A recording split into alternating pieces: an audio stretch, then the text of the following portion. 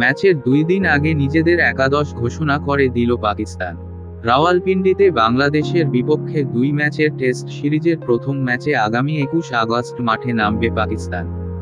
মাঠে নামার বেশ আগেই সেই ম্যাচের একাদশ প্রকাশ করে দিয়েছে পাকিস্তান।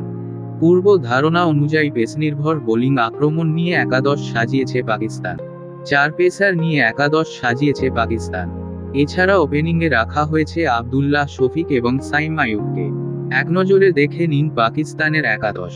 আব্দুল্লাহ শফিক, সাইম আইয়ুব, শান মাসুদ, অধিনায়ক বাবর আজম, সাউদ শাকিল সহ অধিনায়ক মোহাম্মদ রিজওয়ান, উইকেটরক্ষক সালমান আলী আগা, শাহিন শাহ আফ্রিদি, নাসিম শাহ, খুররাম শাহজাদ, মোহাম্মদ আলী।